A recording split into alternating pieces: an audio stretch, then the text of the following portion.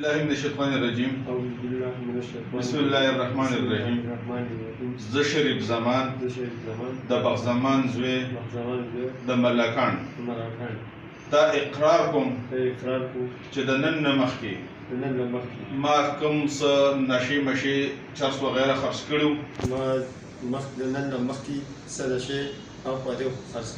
د نن نه ایسته زه په دې قرآن باندې د الله سره دا وعده کوم چې د نن نه بعد به زه به هېڅ قسمه نشه وغیره نه خرڅوم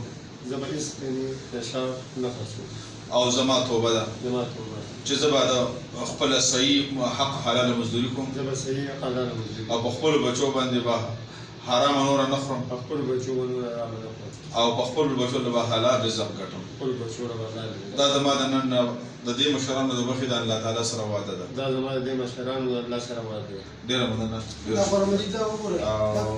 دا قرآن شریف باندې تا هر څوک مسلمان او به حیثیت مسلمان او که د دې نه ایسته په تا باندې الزام څه شی ثابت شو نه د نن نه ایسته بیا په دې کې کورونه هم سرکاري کېږي بچي به هم دې غرق شي او تباه او برباد به شي.